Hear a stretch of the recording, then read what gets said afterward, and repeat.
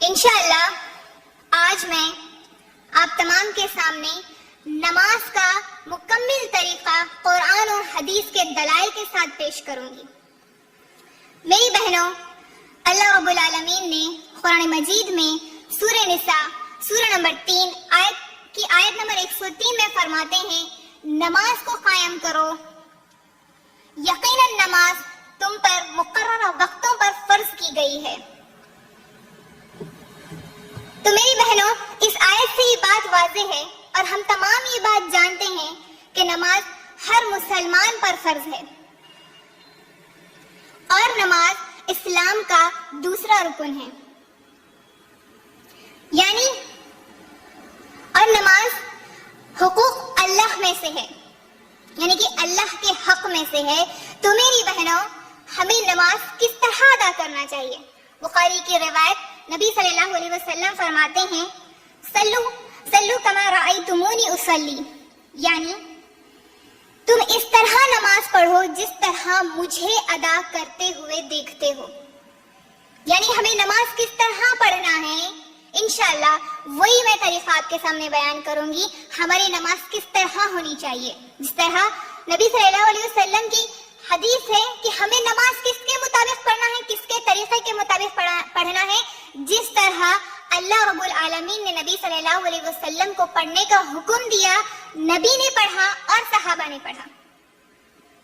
اس طریقے کی ہماری نماز ہمیں پڑھنی چاہیے، کیونکہ نماز اللہ کے حق میں سے ہے، یعنی ہماری نماز اسی طرح ہونا ہے جس طرح اللہ کو پسند ہو، جس طرح اللہ کو قبول ہو، وہی نماز وہی طریقے پہ ہماری نماز ہونی چاہیے۔ اگر اللہ نہ کرے اگر ہماری نماز اس طریقے کی نہ ہوگی تو پھر ہم دنیا اور آخرت میں خسارہ اٹھانے والوں میں سے، یعنی کہ نقصان اٹھانے والوں میں سے ہو جائیں گے۔ تو یہ بات ہمیں واضح ہونی چاہیے، یہ بات ہمیں اچھی طرح سے دھیان میں بٹھا لینا ہے کہ ہماری نماز اللہ کے حکم کے مطابق، یعنی کہ اللہ نے جس طرح پڑھنے کا حکم دیا اور نبی صلی اللہ علیہ وسلم نے پڑھا اور صحابہ نے پڑھا، اس طریقے کی ہماری نماز ہونی چاہیے۔ اگر اس طریقے کی نہیں ہوگی تو پھر وہ اللہ کو قبول نہیں ہوگی۔ تو یہ بہت اہم بات ہے میری بہنوں، اس بات کو غور کریں کہ ہماری نماز کس طرح ہونی چاہیے۔ ایک مثال کے ذریعے میں آپ تمام کے سامنے سمجھانا چاہتی ہوں۔ مثال کے طور پر ہم اکثر کیا کرتے ہیں، بچوں کو بازار بھیجاتے ہیں، ہے نا؟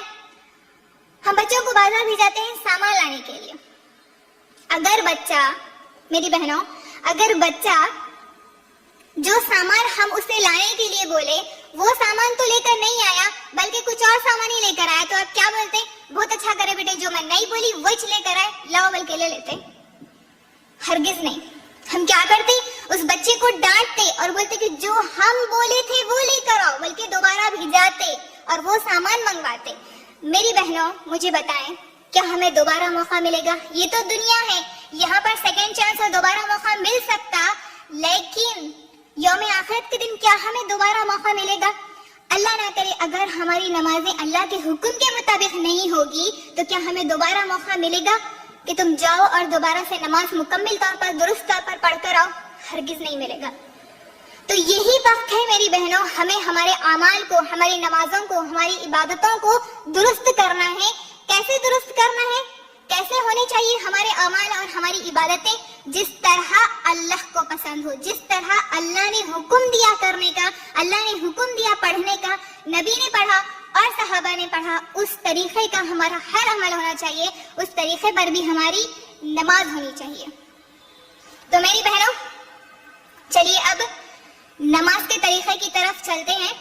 جیسے کہ نماز کا وقت ہو گیا، ہم تمام جانتے ہیں 5 وقت ہمیں نماز پڑھنا ہے، فرض نماز 5 وقت ہم پر فرض کی گئی ہے نماز۔ تو نماز کا وقت ہو گیا اور ہم کیا کرتے ہیں، نماز کے لیے وضو سے فارغ ہو گئے، یعنی کہ وضو کر لیا، اس کے بعد ہم قبلہ رخ ہو گئے۔ تو سب سے پہلے نماز کی شروعات تکبیر تحریمہ سے ہوتی ہے۔ ابو داؤد کی روایت ہے، نعمان بن بشیر رضی اللہ عنہ کہتے ہیں، جب ہم نماز کے لیے کھڑے ہوتے تو رسول صلی اللہ علیہ وسلم ہماری صفیں درست فرماتے، پھر اللہ اکبر کہہ کر نماز کو شروع کرتے۔ یعنی نماز کی ابتدا کس سے ہو رہی ہے؟ تکبیر تحریمہ سے، اللہ اکبر کہہ کر ہمیں نماز کو شروع کرنا ہے۔ اس کے بعد اسی طرح ایک اور روایت بخاری اور مسلم کی ہے، عبداللہ بن عمر رضی اللہ عنہ فرماتے ہیں میں نے نبی صلی اللہ علیہ وسلم کو دیکھا، آپ نے نماز کی پہلی تکبیر کہی اور اپنے دونوں ہاتھ کاندھوں تک اٹھائے، اور کچھ روایتوں میں کانوں تک بھی روایت ہے۔ تو ہمیں تکبیر تحریمہ، پہلی تکبیر اپنی نماز کی شروعات کس طریقے سے کرنا ہے؟ تکبیر تحریمہ سے کرنا ہے، یعنی کہ اللہ اکبر کہہ کر نماز کی ابتدا کرنا ہے، نماز کو شروع کرنا ہے۔ ابو داؤد اور ترمذی کی روایت، ہاتھ اٹھاتے وقت انگلیاں کشادہ اور کھلی رکھیں، یعنی جیسے ہی ہم نماز کے لیے کھڑے ہو گئے تکبیر تحریمہ کہنا، یعنی کہ اللہ اکبر کہتے ہوئے ہمارے ہاتھوں کو کاندھوں تک اٹھانا ہے، اور ہماری انگلیاں اور ہمارے ہاتھ کیسے ہونے چاہیے؟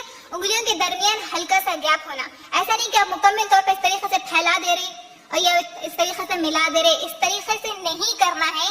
ابو داؤد اور ترمذی کی روایت ہے کہ انگلیاں کشادہ اور کھلی ہوں، یعنی کہ اس میں ہلکا سا بیچ میں گیپ ہونا چاہیے۔ تو ہاتھ ہمارے اور ہمارے ہاتھوں کی جو فیسنگ ہو وہ کس سائڈ ہو؟ قبلہ رخ ہو، یعنی کہ ان کا رخ، ہمارے ہاتھوں کا رخ بھی قبلہ رخ ہونا چاہیے۔ تو ہاتھ ہمیں کاندھوں تک اٹھانا ہے، کاندھوں تک، اور انگلیوں میں ہلکا سا گیپ رکھنا ہے، اللہ اکبر کہہ کر ہاتھ کو اٹھانا ہے۔ اکثر لوگ کیا کرتے ہیں؟ ہاتھ ادھر یوں اٹھاتے، خالی نیچے بتاتے اپنے ہاتھ نہیں، جبکہ ہمیں اپنے ہاتھوں کو قبلہ رخ کی طرف کرنا ہے، یعنی تو اس طریقے سے کرتے ہی یہ عمل درست نہیں ہے میری بہنوں۔ غور سے سنیے اور غور سے دیکھیے آپ ایک ایک رکن کو کہ کس طرح ادا کرنا ہے، ورنہ پھر ہماری نماز قبول نہیں ہوگی۔ تو کس طریقے سے ہمیں ہمارے ہاتھ اٹھانے ہیں؟ کاندھوں تک، اللہ اکبر کہہ کر ہاتھ اٹھانے ہیں کاندھوں تک۔ اس کے بعد ہاتھ باندھنا ہے۔ ابو داؤد کی روایت ہے، طاؤس رحمۃ اللہ علیہ کہتے ہیں رسول صلی اللہ علیہ وسلم نماز میں دایاں ہاتھ بائیں ہاتھ کے اوپر رکھ کر مضبوطی سے سینے پر باندھتے۔ دایاں ہاتھ یعنی کہ رائٹ ہینڈ، اس کے بعد بایاں ہاتھ، دایاں ہاتھ بائیں ہاتھ کے اوپر رکھتے، یعنی کہ رائٹ ہینڈ لیفٹ ہینڈ کے اوپر آئے گا، اس طریقے سے رکھ کر ہمیں ہاتھ سینے پر باندھنا ہے مضبوطی سے۔ حدیث کے الفاظ، ہاتھ باندھ لیے، نماز کی شروعات ہو چکی، تکبیر تحریمہ، ہاتھ اٹھا لیے کاندھوں تک، اور پھر ہم اپنے ہاتھ باندھ لیے، سیدھا ہاتھ لیفٹ ہینڈ کے اوپر آئے گا، رائٹ ہینڈ لیفٹ ہینڈ کے اوپر آ گیا۔ اس کے بعد ہمیں دعا پڑھنی ہے۔ ابو ہریرہ رضی اللہ عنہ فرماتے ہیں، یہ روایت بخاری، مسلم، ابو داؤد، نسائی اور ابن ماجہ کی ہے۔ ابو ہریرہ رضی اللہ عنہ فرماتے ہیں رسول صلی اللہ علیہ وسلم تکبیر تحریمہ کے بعد قرات شروع کرنے سے پہلے تھوڑی دیر خاموش رہتے۔ میں نے عرض کیا یا رسول اللہ صلی اللہ علیہ وسلم، میرے ماں باپ آپ پر قربان، اس خاموشی میں آپ کیا پڑھتے؟ تو آپ صلی اللہ علیہ وسلم نے فرمایا اللہم باعد بینی و بین خطایایا کما بعدت بین المشرق والمغرب۔ یہ ایک دعا ہے، اس کے بعد اور بھی ہے، یہ ایک دعا ہے، یہ دعا پڑھتے۔ اسی کے ساتھ ایک اور روایت، ابو داؤد کی روایت، عائشہ رضی اللہ عنہ، امی عائشہ فرماتی ہیں رسول صلی اللہ علیہ وسلم جب نماز شروع کرتے تو یہ کلمات پڑھتے، سبحانک اللہم و بحمدک و تبارک اسمک، جسے ہم ثنا کہتے ہیں۔ یا تو پھر آپ اللہم باعد بینی یہ بھی پڑھ سکتے، یا سبحانک اللہم و بحمدک جسے ہم ثنا کہتے ہیں وہ بھی پڑھ سکتے ہیں۔ یہ پڑھنے کے بعد ہمیں اعوذ باللہ اور بسم اللہ پڑھنا ہے، ابو داؤد کی روایت، یا پھر اعوذ باللہ آپ نارمل، ابو داؤد کی روایت ہے آپ نارمل طریقے سے اعوذ باللہ من الشیطان الرجیم بسم اللہ الرحمن الرحیم پڑھ سکتے، یا اس طریقے سے بھی آپ پڑھ سکتے تعوذ اور تسمیہ جسے کہتے ہیں اعوذ باللہ السمیع العلیم من الشیطان الرجیم من حمزہ ونفثہ ونفثہ بسم اللہ الرحمن الرحیم۔ اس طریقے سے پڑھ کر ہمیں اس کے بعد جو عمل کرنا ہے وہ سورہ فاتحہ پڑھنا ہے۔ مسلم کی روایت ہے، ابو ہریرہ رضی اللہ عنہ فرماتے ہیں رسول صلی اللہ علیہ وسلم نے فرمایا جس نے نماز میں سورہ فاتحہ نہ پڑھی اس کی نماز ناقص ہے۔ اور آپ صلی اللہ علیہ وسلم نے یہ بات 3 مرتبہ دہرائی، یعنی کہ اس کی نماز ناقص ہے، اس کی نماز ناقص ہے، اس کی نماز ناقص ہے، یعنی نامکمل ہے۔ سورہ فاتحہ ہمیں پڑھنا ہی پڑھنا ہے۔ ایک اور روایت بخاری اور مسلم کی روایت ہے، रसूल सल्लल्लाहु अलैहि वसल्लम ने फरमाया, ला फलाह लिमन लम यक़रअ बिफ़ातिहिल किताब, यानी जिस शख्स ने नमाज में सूरह फातिहा नहीं पढ़ी उसकी नमाज नामुकम्मिल है, उसकी नमाज नहीं है। यानी सूरह फातिहा के बगैर हम हमारी नमाज को मुकम्मिल नहीं कर सकते, हमारी नमाज नहीं होगी। तो हमें सूरह फातिहा पढ़ना है, सबसे पहले दुआ पढ़ना है, उसके बाद औज़ बिल्लाह और बिस्मिल्लाह पढ़ना है, उसके बाद सूरह फातिहा पढ़ना है, उसके बाद वाला जो अमल है कोई दूसरी सूरत पढ़ना है। यानी सूरह फातिहा के बाद कोई भी दूसरी सूरत हमें मिलाकर पढ़ना है। इब्ने माजा की रिवायत, जाबिर बिन अब्दुल्लाह रज़ियल्लाहु अन्हु कहते हैं, हम ज़ोहर और असर की नमाज में इमाम के पीछे पहली 2 रकातों में सूरह फातिहा और दूसरी सूरत पढ़ते, जबकि बाकी 2 रकातों में सिर्फ सूरह फातिहा पढ़ते।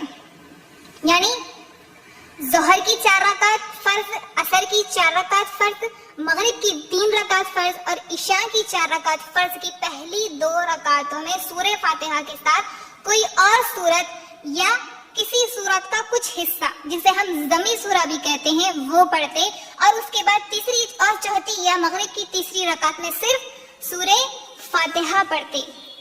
तो यहाँ पर तीसरी और चौथी रकात में हमें ज़मी सूरे की छूट है। तो सिर्फ सूरह फातिहा भी अगर हम तीसरी और चौथी रकात में पढ़ लेंगे तो काफी है। उसके बाद जो हमें अमल करना है वो है रुकू करना है। रुकू में जाने से पहले और रुकू से उठने के बाद तकबीर तहरीमा की तरह दोनों हाथ कांधों तक उठाना है। मेरी बहनों, ये साबित है। अक्सर लोगों को ये बात नहीं मालूम और ये अमल नहीं करते, जबकि हदीस, हमें बहुत सारी अहादीस इसके ताल्लुक से मिलती हैं कि हमें रुकू में जाने से पहले और रुकू से सर उठाते वक्त रफ़ैदैन करना है, हाथ कांधों तक उठाना है। बुखारी की रिवायत, अब्दुल्ला बिन उमर रज़ियल्लाहु अन्हु से रिवायत है कि रसूल सल्लल्लाहु अलैहि वसल्लम जब नमाज शुरू करते तो कांधों तक रफ़ैदैन किया करते थे और इसी तरह जब रुकू में जाते और रुकू से सर उठाते थे तो रफ़ैदैन किया करते थे और समी अल्लाहु लिमन हमिदा रब्बना वलकल हम्द कहते। यानी कि जब नमाज शुरू करते तब अपने हाथ कांधों तक उठाते, रुकू में जाने से पहले और रुकू से सर उठाते वक्त भी हमें रफ़ैदैन करना है और रुकू से सर उठाते वक्त रफ़ैदैन के साथ समी अल्लाहु लिमन हमिदा कहते हुए रब्बना वलकल हम्द कहना है और सजदों में रफ़ैदैन नहीं करते थे। मेरी बहनों, ये बहुत बड़ी सुन्नत है जो आज हम नहीं जानते और हमारी नमाजों में ये अमल नहीं करते, जबकि ये नबी सल्लल्लाहु अलैहि वसल्लम से साबित है। कई अहादीस इसके ताल्लुक से मौजूद है। इसी तरह सैयद अहमद बिन सिद्दीक़ अल-ग़मारी रहमतुल्लाह अलैह ने अपनी किताब में रफ़ैदैन की अहादीस को 50 सहाबा कराम से रिवायत किया। यानी कि नबी सल्लल्लाहु अलैहि वसल्लम रफ़ैदैन किया करते थे। 50 सहाबा ने इसकी गवाही दी, इसके ताल्लुक से हदीस रिवायत की। तो हमें दलील मिलती है, हमें प्रूफ मिलता है कि रफ़ैदैन करना है। और अक्सर लोग बताते हैं कि कुछ वजूहात की वजह से, कुछ चीज़ों की वजह से नबी सल्लल्लाहु अलैहि वसल्लम रफ़ैदैन किया करते थे और उसके बाद फिर छोड़ दिए, जबकि ये दुरुस्त नहीं है। ऐसा कहीं भी हमें नहीं मिलता कि नबी सल्लल्लाहु अलैहि वसल्लम करते थे पहले फिर बाद में छोड़ दिए या छोड़ने का हुक्म दिया, ऐसा कहीं भी मौजूद नहीं है। तो हमें रफ़ैदैन करना है। इसके बाद रफ़ैदैन के साथ रुकू में जाना है। बुखारी और मुस्लिम की रिवायत है ये। रुकू में हमारी पीठ बिल्कुल सीधी होनी चाहिए। अक्सर लोग क्या करते हैं, हल्का सा सिर्फ झुकते हैं, हल्का सा बेंड होते हैं, रुकू करते और उठ जाते हैं। नहीं, रुकू में हमारी पीठ मुकम्मल तौर पर सीधी होनी चाहिए और सर को पीठ के बराबर रखना है। सर को कैसा रखना है हमारे, फॉर एग्जाम्पल ये हमारी पीठ है तो हमारे सर को ना नीचे झुकाना है ना ऊपर उठाना है, बल्कि स्ट्रेट पीठ के बराबर उसे रखना है और अपने दोनों हाथों की हथेलियों को दोनों घुटनों पर रखना है। अक्सर लोग अपने रानों पर रखते, थाइस पर रखते, हल्का सा रखकर झुक के रुकू करते और उठ जाते, जबकि ये दुरुस्त अमल नहीं है मेरी बहनों। तो हमें किस तरह रुकू करना है, मुकम्मल तौर पे अच्छे से झुकना है, जिसमें हमारी पीठ मुकम्मल तौर पे सीधी होनी चाहिए اور ہمارا سر نہ تو اونچا ہونا ہے نہ نیچا ہونا ہے، اور ہماری ہتھیلیوں سے ہمیں ہمارے گھٹنوں کو پکڑنا ہے. ہمارے ہتھیلیاں، ہمارے ہاتھ کہاں ہونے چاہیے؟ گھٹنوں پر ہونے چاہیے. اکثر لوگ نہیں رکھتے جس کی وجہ سے وہ رکوع درست نہیں ہے. اسی کے ساتھ ایک اور روایت ترمذی کی روایت ہے، رکوع کی حالت میں نبی صلی اللہ علیہ وسلم کی ہتھیلیاں آپ کے گھٹنوں پر یوں رکھی ہوتی جیسا کہ آپ نے گھٹنوں کو پکڑا ہوا ہو. گھٹنوں کو پکڑا ہوا ہو، اس طریقے سے ہمیں رکوع کرنا ہے. کس طریقے سے کرنا ہے؟ ہمارے ہاتھ گھٹنوں پر ہونے چاہیے، مضبوطی سے ہمیں اسے پکڑ کر رکوع کرنا ہے، اور ہماری پیٹھ مکمل طور پر سیدھی ہونی چاہیے، اور سر بھی اس کے لیول ہونا، نہ اونچا ہونا نہ نیچے ہونا. یہ رکوع کرنے کا صحیح طریقہ ہے. اس کے بعد رکوع میں ہمیں دعا کرنا ہے، دعا پڑھنا ہے، تسبیح پڑھنا ہے، جو کہ ابو داؤد اور ابن ماجہ کی روایت ہے. رسول صلی اللہ علیہ وسلم نے فرمایا، جس نے رکوع میں سبحان ربی العظیم کہا اس کا رکوع پورا ہو گیا. کتنے مرتبہ کرنا ہے ہمیں؟ یہ 3 مرتبہ. جس نے 3 مرتبہ سبحان ربی العظیم کہا رکوع میں، اس کا رکوع پورا ہو گیا. مگر یہ کم از کم درجے کا ہے، یعنی کہ کم سے کم ہے. منیمم ہم 3 مرتبہ کر سکتے ہیں. یہ کم ادنا درجے والا رکوع ہے. تو ہمیں کتنے مرتبہ پڑھنا ہے؟ 3 مرتبہ یا پھر 5 مرتبہ یا پھر 7 مرتبہ. ہمیں آڈ نمبرز میں پڑھنا ہے. 3 مرتبہ پڑھ لیے بھی تو رکوع پورا ہو جاتا ہے، لیکن سب سے منیمم، سب سے لوئسٹ والا ہوتا ہے. تو 3، 5، 7 مرتبہ ہم سبحان ربی العظیم پڑھ سکتے ہیں. اس کے بعد رکوع سے سر اٹھاتے وقت رفعین کے ساتھ سمیع اللہ لمن حمیدہ کہنا ہے. یہاں پر جیسے ہی ہم رکوع سے اٹھ رہے تو ہمیں اللہ اکبر نہیں کہنا ہے، بلکہ سمیع اللہ لمن حمیدہ کہنا ہے اور کہہ کر سیدھے کھڑے ہو جانا ہے. یہ روایت بخاری اور مسلم کی ہے. رکوع سے سر اٹھاتے وقت سمیع اللہ لمن حمیدہ کہہ کر اسٹریٹ ہمیں ٹھہر جانا ہے. اس کے بعد بخاری کی روایت، اس کے بعد جو عمل کرنا ہے وہاں پر بھی رکوع سے کھڑے ہو کر ہمیں بھی ایک اور دعا پڑھنا ہے. اس کی روایت بخاری کی روایت ہے، رفع بن رافع رضی اللہ عنہ فرماتے ہیں، ہم نبی صلی اللہ علیہ وسلم کے پیچھے نماز پڑھ رہے تھے. نبی صلی اللہ علیہ وسلم نے رکوع سے سر اٹھایا تو فرمایا سمیع اللہ لمن حمیدہ. تو مقتدیوں میں سے ایک آدمی نے کہا، یعنی کہ جو امام کے پیچھے جو نماز پڑھتے ہیں انہیں مقتدی کہتے ہیں، ان میں سے ایک آدمی نے کہا ربنا ولک الحمد حمدا کثیرا طیبا مبارکا فیہ. جب نبی صلی اللہ علیہ وسلم نماز سے فارغ ہوئے تو پوچھا یہ کلمات کہنے والا کون تھا؟ اس شخص نے عرض کیا میں تھا یا رسول اللہ صلی اللہ علیہ وسلم. تو آپ صلی اللہ علیہ وسلم نے فرمایا 30 سے زائد فرشتے اس کا ثواب لکھنے میں جلدی کر رہے تھے ان کلمات کا. تو رکوع سے اٹھتے وقت رفعین کے ساتھ سمیع اللہ لمن حمیدہ کہنے کے بعد سیدھے کھڑے ہونے کے بعد ہمیں ربنا ولک الحمد حمدا کثیرا طیبا پڑھنا ہے. اس کا بہت بڑا اجر ہے. تو ان نیکیوں کو ہمیں کمانا ہے، یہ ہمیں نماز میں یہ عمل کرنا ہے. اس کے بعد میری بہنوں رکوع ہو گیا. رکوع کے بعد سجدہ کرنا ہے. میری بہنوں سجدہ 7 اعضاء پر کرنا ہے. کتنے اعضاء پر؟ 7 اعضاء پر کرنا ہے. بخاری کی روایت عبداللہ بن عباس رضی اللہ عنہ کہتے ہیں نبی صلی اللہ علیہ وسلم نے مجھے 7 اعضاء پر سجدہ کرنے کا حکم دیا ہے. پیشانی پر کہتے ہوئے نبی صلی اللہ علیہ وسلم نے اپنے ناک کی طرف اشارہ کیا، یعنی کہ فورہیڈ اور نوز، پیشانی اور ناک کو ملا کر ایک اعضا ہو گیا. اس کے بعد دونوں ہاتھ ملا کر دونوں ہاتھ ملا کر ٹوٹل 3 اعضا ہو گئے. اس کے بعد دونوں گھٹنے ملا کر 5 اعضا ہو گئے اور دونوں پاؤں کی انگلیاں ملا کر 7 اعضا ہو گئے. تو ان 7 اعضا پر ہمیں سجدہ کرنا ہے. اور اکثر خواتین ہماری بہت الگ طریقے سے سجدہ کرتی جبکہ یہ درست نہیں ہے. سجدے میں سب سے پہلے ہمیں کیا کرنا ہے؟ اپنے ہاتھوں کو ڈالنا ہے. میری بہنوں ہاتھوں کو ڈالنا ہے. اور اکثر لوگ کیا کرتے سب سے پہلے بیٹھ جاتے، اس کے بعد ہاتھ کو رکھتے. نہیں، سب سے پہلے ہمیں سجدے میں اپنے ہاتھوں کو ٹیکنا ہے، اس کے بعد گھٹنوں کو رکھنا ہے. تو سب سے پہلے ہمیں اپنے ہاتھوں کو ڈالنا ہے. بخاری کی روایت ابن عمر رضی اللہ عنہ فرماتے ہیں اپنے ہاتھ گھٹنوں سے پہلے رکھتے اور فرماتے کہ رسول صلی اللہ علیہ وسلم بھی ایسا ہی کرتے تھے. یعنی کہ سب سے پہلے اپنے ہاتھوں کو رکھنا ہے. اس کے بعد بخاری کی روایت پیشانی اور ناک زمین پر لگائیں، یعنی کہ ہمارا فورہیڈ اور نوز جو ہے، پیشانی اور جو ناک ہے اسے زمین پر ٹیکنا ہے. اور سجدے میں دونوں ہاتھ کاندھوں کے برابر ہونے چاہیے، یعنی کہ ہاتھ جو ہمیں رکھنا ہے کاندھوں کے برابر رکھنا ہے. ابو داؤد و ترمذی کی روایت ابو حمید رضی اللہ عنہ فرماتے ہیں نبی صلی اللہ علیہ وسلم سجدے میں اپنی ناک اور پیشانی زمین کے ساتھ لگاتے اور ہاتھ اپنے پہلوؤں سے الگ رکھتے اور ہاتھ کاندھوں کے برابر رکھتے، یعنی کہ ہاتھ کو ہمیں ملا لینا نہیں ہے مکمل. اس طریقے سے عورتیں اکثر کیا کرتے، اس طریقے سے ملا کر جھک کر اپنے آپ کو سمیٹ کے سجدہ کرتے، جبکہ یہ درست نہیں ہے. اپنے ہاتھ کاندھوں کے برابر رکھنا ہے. سب سے پہلے ہاتھ کو ڈالنا ہے، پھر ہم اپنے گھٹنے رکھ سکتے ہیں، اس کے بعد زمین پر ہماری پیشانی اور ناک لگنا ہے. اس طریقے سے ہمیں سجدہ کرنا ہے. اور کچھ روایت میں کانوں کے برابر بھی کرنا درست ہے. حاکم کی روایت سجدے میں ہاتھوں کی انگلیاں ایک دوسرے سے ملا کر رکھیں اور انہیں قبلہ رخ رکھیں.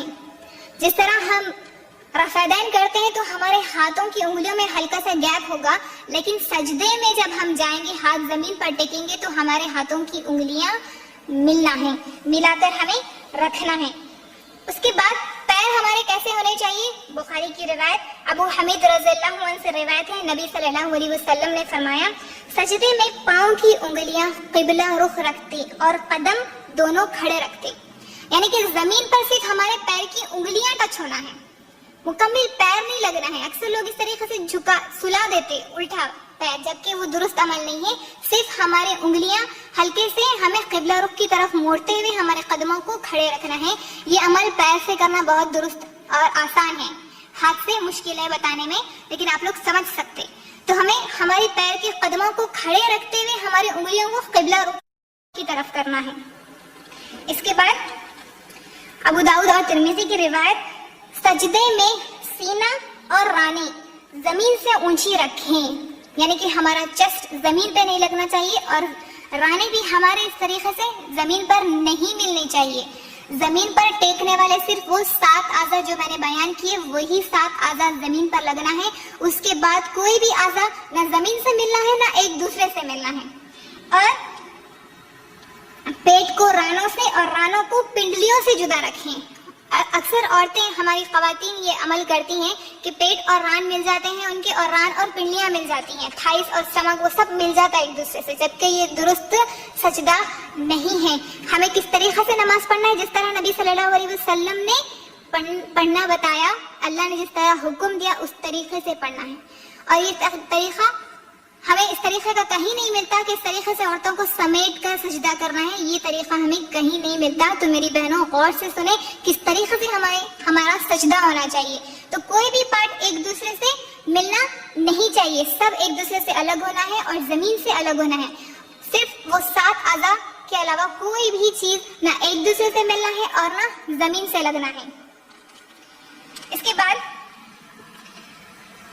مسلم کی روایت حذیفہ رضی اللہ عنہ سے روایت ہے رسول صلی اللہ علیہ وسلم سجدے میں سبحان ربی الاعلیٰ پڑھتے تھے.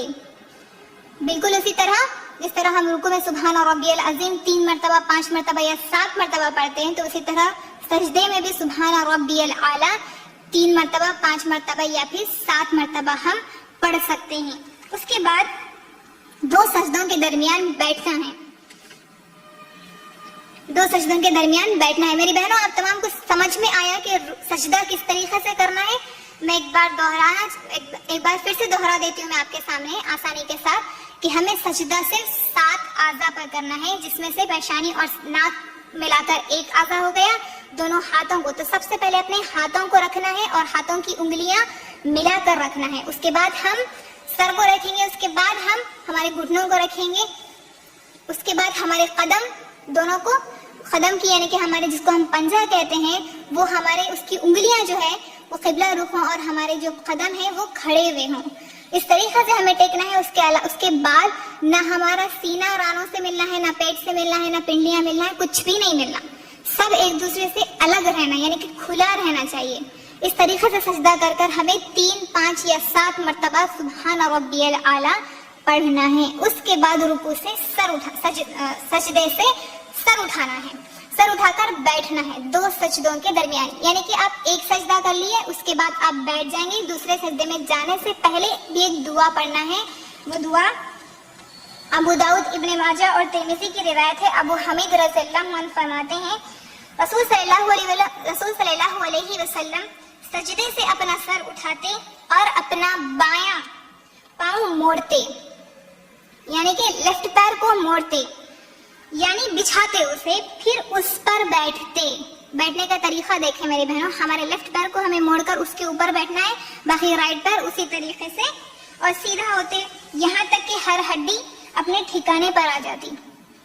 تو لیفٹ پیر کو موڑ کر اس کے اوپر بیٹھنا ہے، باقی رائٹ پیر اسی طریقے کی پوزیشن میں رہے گا. وہ بیٹھنے میں بہت آسان ہوگا، یہاں بولنے میں یا سننے میں آپ لوگوں کے لیے مشکل لگ رہا ہوگا، لیکن یہ کرنے میں بہت آسان ہے. تو اس طریقے سے بیٹھتے یہاں تک کہ اپنا آگے فرما رہے کہ یہاں تک کہ ہر ہڈی اپنے ٹھکانے پر آ جاتی. اور اکثر ہم لوگ کیا کرتے، ایک سجدہ ایسا مکمل کرتے بھی نہیں، فوری اٹھ کے پھر دوسرا سجدہ کر دیتے، ایک ساتھ دھن خالی سجدے رکوع کر دیتے اور نماز مکمل کرتے. جبکہ نہیں، ہر رکن اچھے طریقے سے ادا کرنا ہے، ہر رکن اچھے طریقے سے ادا کرنا ہے ہمیں. میں 2 بار دہرائی، اس بات کو اچھے سے یاد رکھیں کہ مکمل ارکان ہمیں ادا کرنا ہے نماز میں. جلد بازی میں جو ہم نماز پڑھیں گے وہ نماز قبول نہیں ہوگی میری بہنوں. اس کے بعد 2 سجدوں کے درمیان ہمیں ایک دعا پڑھنا ہے. حاکم، ابو داؤد اور ترمذی کی روایت ہے کہ ہمیں جو دعا پڑھنا ہے وہ دعا ہے اللہم اغفر لی ورحمنی واہدنی واجبرنی وعافنی وارزقنی وارفعنی، یا پھر اللہ رب اغفر لی رب اغفر لی رب اغفر لی. یہ بھی دعا 3 مرتبہ ہم پڑھ سکتے. اس کے بعد پھر دوسرا سجدہ کرنا ہے، بالکل اسی طرح وہی سجدہ 7 اعضاء پر کرنا ہے. اس کے بعد دوسری رکعت کے لیے کھڑے ہونا ہے، یا دوسری رکعت بالکل اسی طریقے سے ہم ادا کریں گے، یعنی بالکل اسی طریقے سے سورہ فاتحہ ضمی سورہ پڑھ کر رکوع کریں گے، 2 سجدے کریں گے. اس کے بعد ہمیں تشہد میں بیٹھنا ہے. تشہد میں بیٹھنے کے لیے سب سے پہلے جو ہمیں کرنا ہے، بایاں پاؤں بچھا کر، بخاری کی روایت ہے، بایاں پاؤں بچھا کر اس پر بیٹھ جائیں اور دایاں پاؤں کھڑا رکھیں، یعنی کہ لیفٹ پیر بچھا کر اس پر بیٹھ جائیں اور رائٹ پیر کھڑا رکھیں. یعنی کہ جس طرح ہم 2 سجدوں کے درمیان جس طرح بیٹھتے ہیں اسی طریقے سے پہلے تشہد میں ہمیں بیٹھنا ہے، اسی طریقے سے تشہد میں بیٹھنا ہے. اور دعا فرماتے تو اپنا دایاں ہاتھ، اور پھر اس طریقے سے بیٹھ کر ہمیں کیا کرنا ہے، تشہد میں بیٹھنا ہے. اور اس کے بعد ہمارے جو ہاتھوں کی پوزیشن ہوگی وہ دایاں ہاتھ دائیں ران پر اور بایاں ہاتھ بائیں ران پر، اور کچھ روایتوں میں گھٹنوں پر بھی ہے. اکثر لوگ کیا کرتے اس طریقے سے قریب رکھتے، ویسا نہیں، گھٹنے سے تھوڑا سا اوپر ہمیں ہمارے ہاتھ کو رکھنا ہے اگر ہم رانوں پہ رکھ رہے تو، یا پھر گھٹنوں پر رکھنا ہے.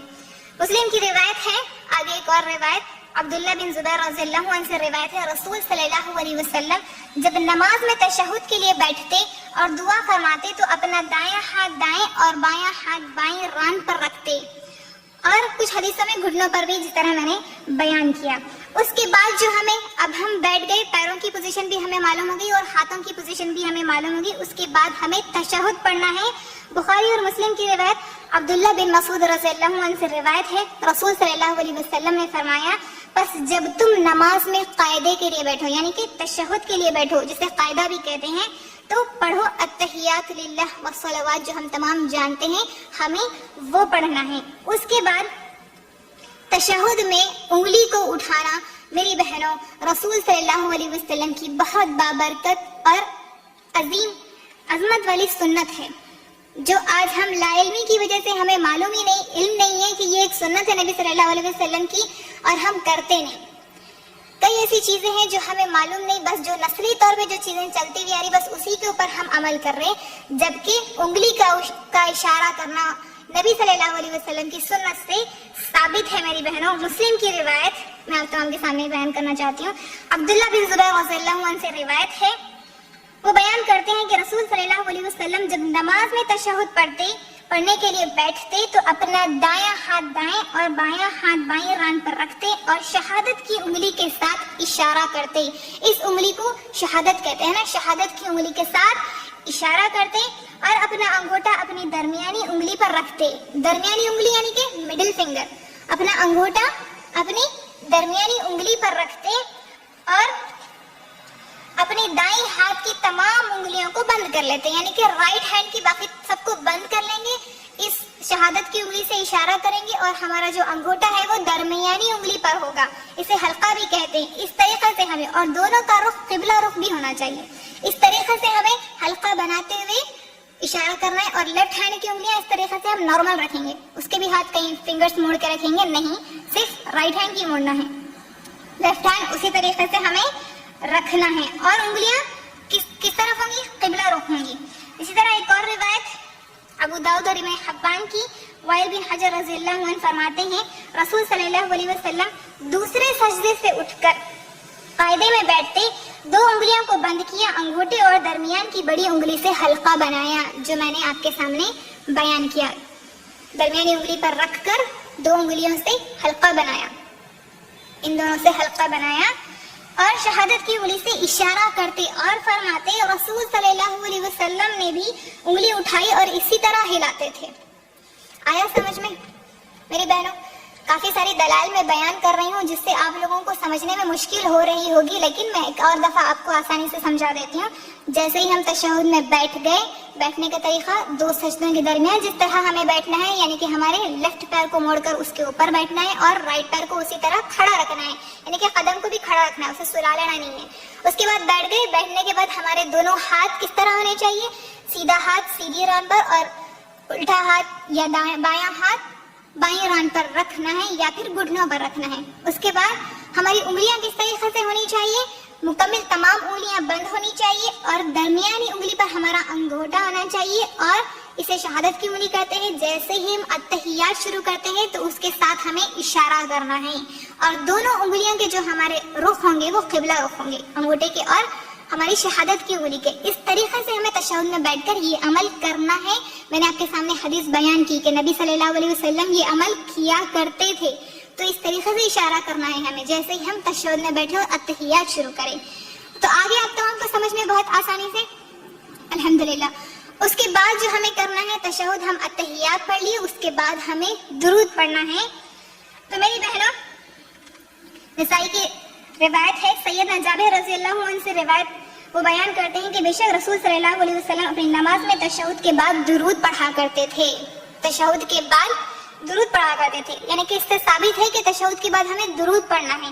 ایک اور روایت عبد الرحمن، بخاری کی روایت ہے، عبد الرحمن بن ابو لیلہ رضی اللہ عنہ سے روایت ہے کہ وہ بیان کرتے ہیں کہ ہم نے پوچھا یا رسول صلی اللہ علیہ وسلم، ہم آپ پر اور اہل بیت پر کس طرح درود بھیجیں؟ جی، تو آپ صلی اللہ علیہ وسلم نے فرمایا، کہو یا اللہ محمد صلی اللہ علیہ وسلم اور آل محمد صلی اللہ علیہ وسلم پر رحمت بھیج، اسی طرح جس طرح تو نے ابراہیم علیہ السلام اور آل ابراہیم علیہ السلام پر رحمت بھیجی۔ تعریف اور بزرگی تیرے ہی لیے ہے یا اللہ، محمد صلی اللہ علیہ وسلم پر اور آل محمد صلی اللہ علیہ وسلم پر اسی طرح برکت نازل فرما جس طرح تو نے ابراہیم علیہ السلام اور آل ابراہیم علیہ السلام پر برکت نازل فرمائی۔ تعریف اور بزرگی تیرے ہی لیے ہے۔ دو حدیثیں میں نے آپ کے سامنے بیان کی کہ التحیات کے بعد ہمیں درود پڑھنا ہے، اور یہ درود پڑھنا ہے جسے ہم درود ابراہیم بھی کہتے ہیں، یہ درود پڑھنا ہے۔ اس کے بعد درود کے بعد جو عمل ہمیں کرنا ہے وہ دعا پڑھنا ہے۔ بخاری اور مسلم کی روایت ہے، عائشہ رضی اللہ عنہ فرماتی ہیں رسول صلی اللہ علیہ وسلم نماز میں تشہد اور درود کے بعد یہ دعا پڑھتے۔ کون سی دعا؟ اللہم انی اعوذ بک من عذاب القبر واعوذ بک من فتنة المسیح الدجال واعوذ بک من فتنة المحیا والممات اللہم انی اعوذ بک من المأثم والمغرم، یہ دعا پڑھتے۔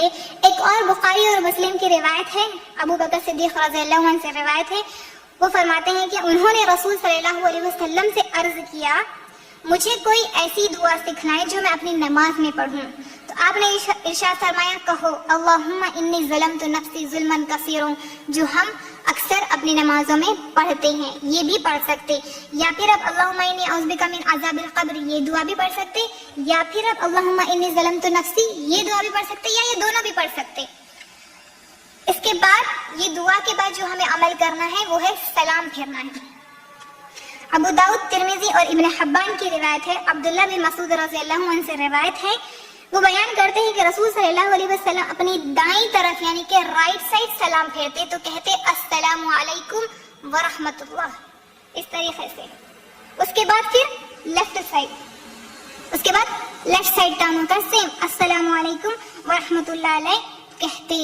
اسی کے ساتھ 2 رکعت کی نماز کا طریقہ مکمل ہوا میری بہنوں۔ اور یہ بات یاد رکھیں کہ جب ہم نماز میں کھڑے ہوں گے تو ہماری جو نگاہیں ہیں، جو ہماری نظریں ہیں، وہ سجدہ، جہاں پر ہم سجدہ کرتے ہیں یعنی کہ زمین پر نیچے ہونی چاہیے۔ اکثر لوگ نماز تو پڑھتے لیکن چار طرف نگاہیں رکھتے، اوپر نیچے آزو بازو سب ان کو نظر آتا نہیں، جبکہ ہمیں ہماری نگاہیں نیچے رکھنا ہے۔ تو اسی کے ساتھ 2 رکعت نماز میں نے آپ کے سامنے بیان کی کہ کس طریقے سے پڑھنا ہے۔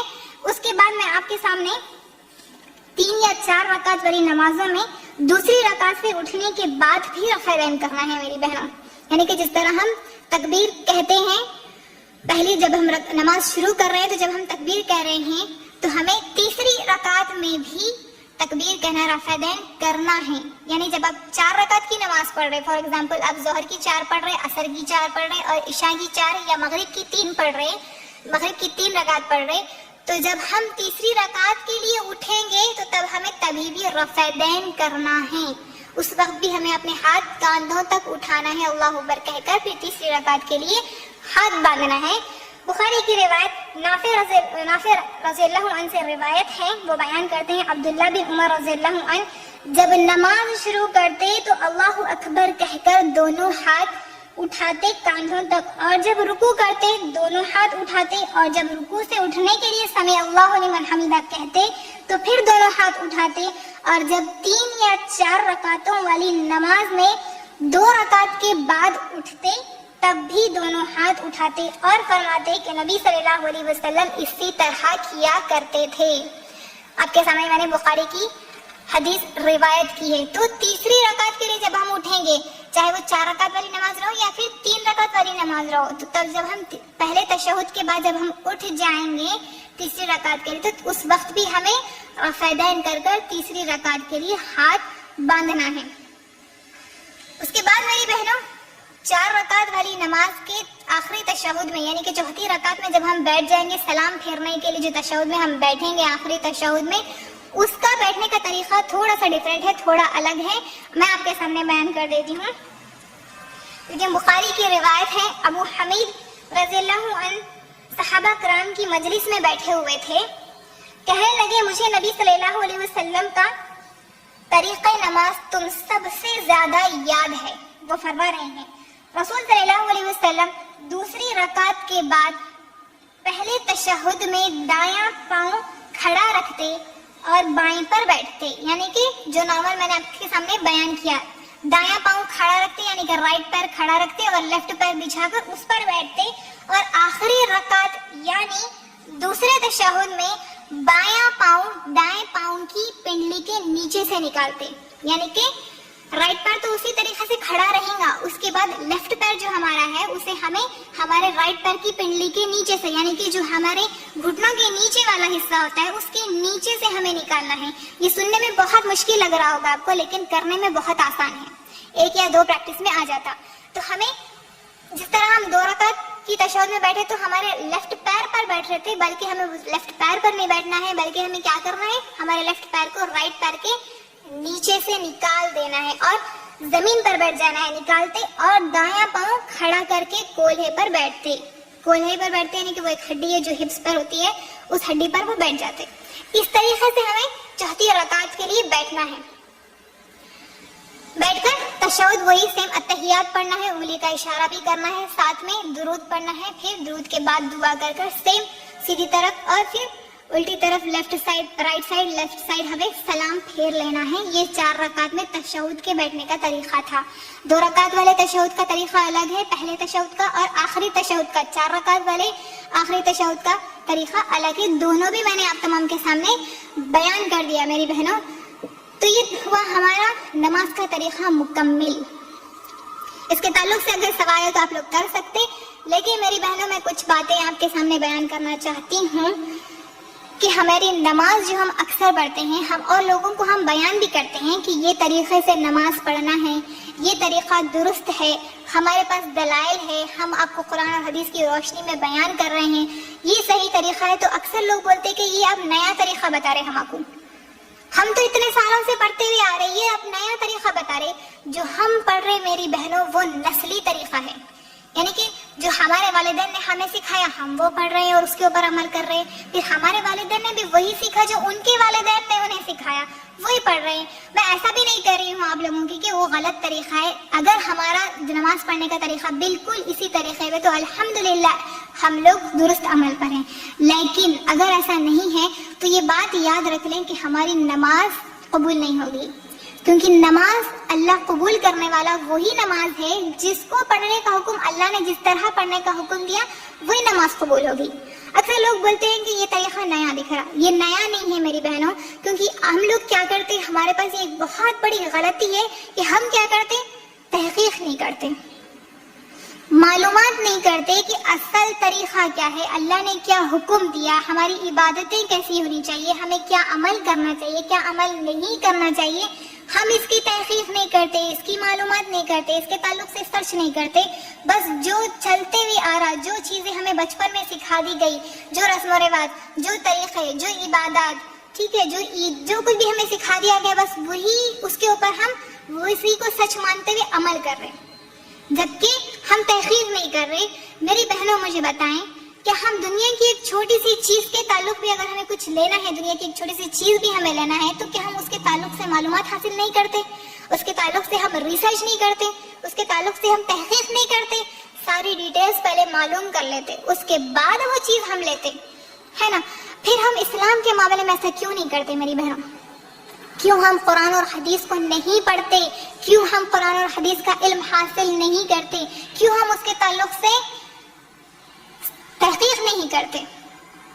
ہمیں کرنا ہے میری بہنوں، یہ بات یاد رکھیں۔ جو طریقہ میں نے آپ کے سامنے بیان کیا، یہ مکمل طور پر دلائل کے ساتھ میں نے بیان کیا ہے، تو اس کے اوپر عمل کرنا ہے، ورنہ اگر ہماری نماز کا طریقہ درست نہیں ہوگا تو پھر دنیا اور آخرت میں اور دنیا میں دونوں میں بھی ہم نقصان اٹھانے والوں میں سے ہو جائیں گے۔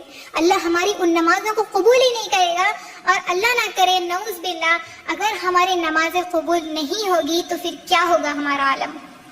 کیا ہمیں دوبارہ چانس ملے گا؟ ہرگز نہیں ملے گا۔